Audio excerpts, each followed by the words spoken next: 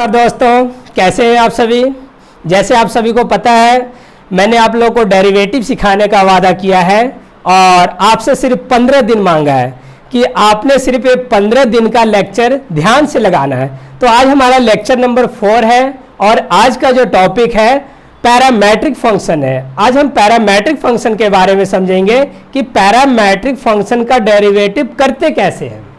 Derivative करते कैसे है वो तो लेक्चर 2 में भी हम सीख चुके हैं कि डेरिवेटिव हमें करना कैसे है। वहां मैंने आपको एक हॉट ट्रिक बताया भी था। लेकिन पैरामेट्रिक फंक्शन क्या होता है, सबसे पहले दिमाग में तो ये आना चाहिए कि पैरामेट्रिक फंक्शन क्या होता है। पहले पैरामेट्रिक के फंक्शन के बारे में समझेंगे। तो पैरामेट्रिक फंक्शन के बारे में बता दूं आपको कि कोई भी दो फंक्शन, पैरामेट्रिक कभी भी होगा तो हमेशा दो फंक्शन होंगे उसके, two function given in same form, दो फंक्शन एक ही टर्म पे गिवन होंगे, उस टाइप के फंक्शन को पैरामेट्रिक फंक्शन बोलते हैं।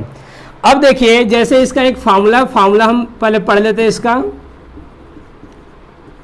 आपके पास दो फंक्शन गिवन होंगे, लेट कर लेते हैं। First function y equal to f t और जो दूसरा फंक्शन है x equal to g t. ठीक है, आपके पास दो फंक्शन है y equal to f t, x equal to g t. और भी कोई फंक्शन हो सकता है, y equal to theta form पे हो सकता है, x इक्वल टू थीटा के फॉर्म पे हो सकता है। मतलब दो फंक्शन सेम फॉर्म पे गिवन होगा तो हमारे पास कौन सा फंक्शन कहलाएगा, पैरामेट्रिक कहलाएगा।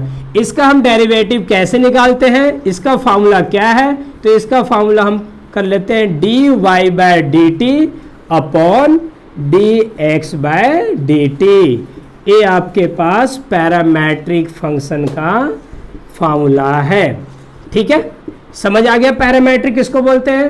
पैरामेट्रिक में हमेशा आपके पास कितने फंक्शन गिवन होंगे, दो फंक्शन गिवन होंगे।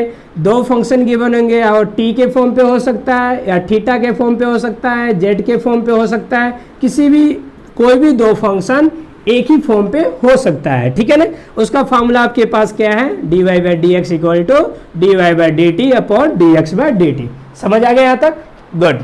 आइए इस पे एक एग्जाम्पल कर लेते हैं, इसको रफ कर देते हैं। ठीक है, आइए इस पे एक एग्जाम्पल समझते हैं ताकि ये फार्मूला हमारे दिमाग में अच्छे से आ जाए।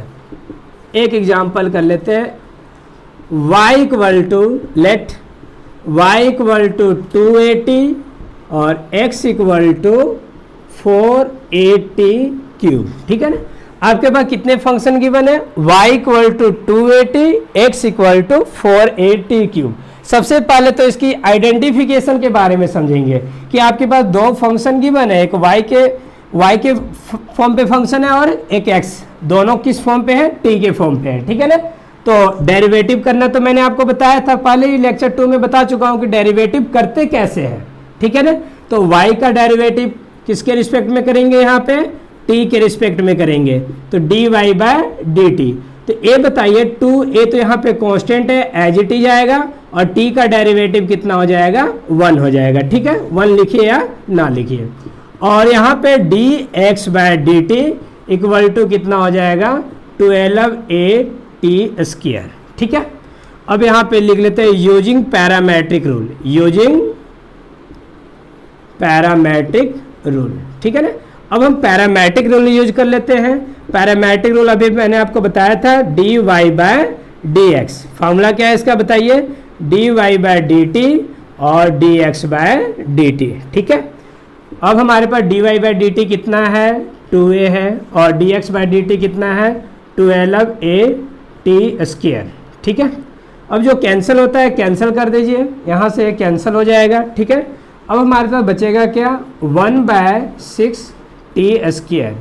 ये हमारे पास क्या हो गया, पैरामेट्रिक का रिजल्ट आ गया। ठीक है ना, इसी टाइप से हम हर एक सम पैरामेट्रिक का कर सकते हैं। ये तो सिंपल फॉर्म पे था, और भी बहुत टाइप के आ सकते हैं। बस आपको क्या आना चाहिए, डेरिवेटिव आना चाहिए। रूल तो आपको पता चल गया कि सर इसका रूल तो सिंपल है, d y by d t d x by d t. बस सारा का सारा खेल किसका है, डेरिवेटिव का है। आपने फोकस किस पे करना है, डेरिवेटिव सीखने पे फोकस करना है कि हमें डेरिवेटिव आना चाहिए अच्छे तरीके से। बाकी रूल इसके सारे सिंपल है। ठीक है, आइए एक और एग्जांपल आपको करवाता हूं। ये डस्टर को ऐसे कर देते हैं। ठीक है, चलिए एक और एग्जाम्पल कर लेते हैं इस पे। एक और example, x equal to e theta sine theta, ठीक है, और y equal to log theta. अब हमारे पास ये दो फंक्शन है, आपको निकालना क्या है यहाँ पे, फाइंड dy बाय dx, ठीक है। तो सबसे पहले देखेंगे किस टाइप का फंक्शन है। चैन रूल तो नहीं बोला गया यहाँ पे, चाहे डायरेक्ट तो नहीं बोला गया, तो हम यहाँ पे पहले फंक्शन की आइडेंटिफाई करेंगे कौन से टाइप का फंक्शन है। तो यहाँ पे दो टाइप फंक्शन दिए हुए हैं सेम फॉर्म पे। तो एक किस टाइप के फंक्शन हो गए, पैरामेट्रिक फंक्शन हो गया। तो ये बताइए x का डेरिवेटिव किसके रिस्पेक्ट में करेंगे, थीटा के रिस्पेक्ट में करेंगे, dx बाय डी थीटा। अब आप इसको देखेंगे ध्यान से, तो यहाँ पे कौन सा रूल लग जाएगा, प्रोडक्ट रूल लग जाएगा, u डॉट v। तो u डॉट v का फॉर्मूला क्या है, v को एज इट इज और u का डेरिवेटिव, फिर प्लस का साइन, फिर क्या हो जाएगा, u को एज इट इज और v का derivative sine theta by d theta, ठीक है। अब हमारे पास क्या हो जाएगा, dx by d theta equal to sine theta, e theta का derivative e theta, e theta sine theta का डेरिवेटिव कोस थीटा, ठीक है। अब हम इधर भी डेरिवेटिव कर देते हैं, dy by d theta, log theta का डेरिवेटिव कितना हो जाएगा, 1 बाय थीटा, ठीक है ना। यहाँ पे कौन सा रूल यूज हुआ है, प्रोडक्ट रूल यूज हुआ है, ठीक है ना, समझ आ गया यहाँ तक। अब हम देखते हैं यहाँ पे dx बाय डी थीटा, यहाँ पे चलिए जो कॉमन होता है उसे कॉमन निकाल लेते हैं, साइन थीटा प्लस कितना है यहाँ पे, कॉस थीटा, ठीक है, समझ आ गया यहाँ तक। अब हम क्या करेंगे, using parametric rule, parametric rule. अब हम पैरामेट्रिक रूल यूज करेंगे, निकालना क्या है हमें, dy बाय dx। तो फार्मूला यहाँ पे क्या हो जाएगा, dy बाय डी थीटा और dx बाय डी थीटा। तो dy बाय डी थीटा कितना आपके पास है, dy by d theta 1 by theta. ये बताइए dx बाय डी थीटा कितना दिया हुआ आपके पास, e theta sine theta plus कितना, कोस थीटा।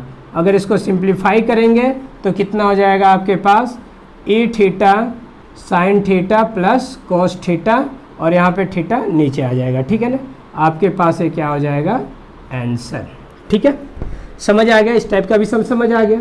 चलिए और एग्जाम्पल कर लेते हैं इसके ऊपर पैरामेट्रिक का। ऐसे तो आपको समझ आ गया होगा कि सर ये पैरामेट्रिक को सिर्फ हमें डेरिवेटिव ही करना है और बाकी है रूल लगा देना है। सबको समझ आ गया, पक्का, कहीं कोई प्रॉब्लम तो नहीं है ना, गुड। चलिए आगे करते हैं, एक और एग्जाम्पल करवा देता हूं आप लोग को। चलिए इसके ऊपर एक और एग्जाम्पल कर लेते हैं। आपके पास एग्जाम्पल नंबर 3, ठीक है।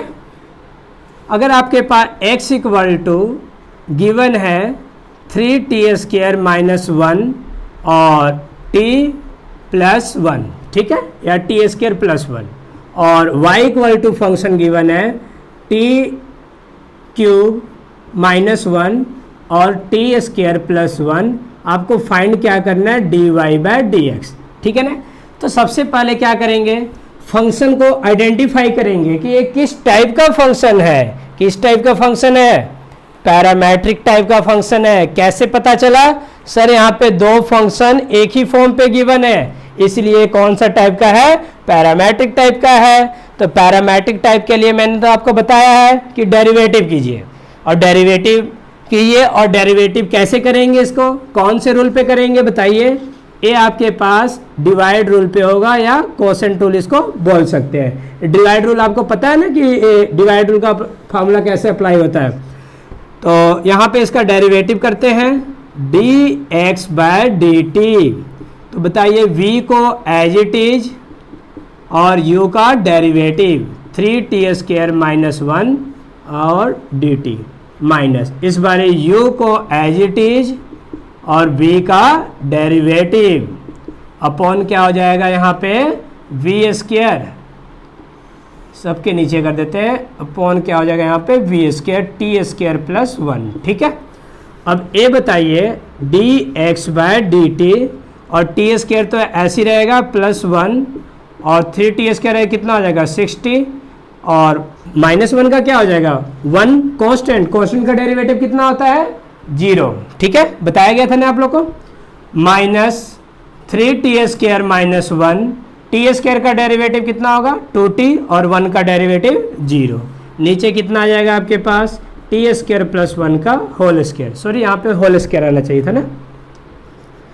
dx बाय dt 6t और t² को अगर आपस में मल्टीप्लाई करेंगे 6t³ plus 6t minus 2t को इससे मल्टीप्लाई करेंगे कितना हो जाएगा 6t³ minus minus plus 2t, ठीक है, अपॉन कितना हो जाएगा t² प्लस 1 का होल स्क्वायर। जो कैंसिल होता है उसे कैंसिल कर दीजिए। 6t प्लस 2t कितना हो जाएगा आपके पास 8t और नीचे कितना आ जाएगा t² प्लस 1 का होल स्क्वायर हो जाएगा, ठीक है।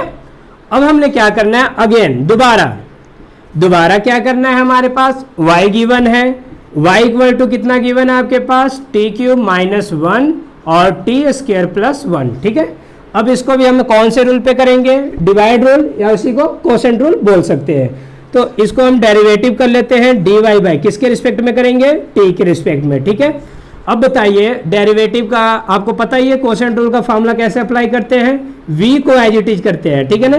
तो t² प्लस 1 एज इट ही रहेगा और डेरिवेटिव इसका डायरेक्ट कर देते हैं। t³ का डेरिवेटिव कितना होगा जी बताइए 3t², 1 का डेरिवेटिव कांस्टेंट है तो क्या हो जाएगा 0, बीच में किसका साइन आएगा माइनस का।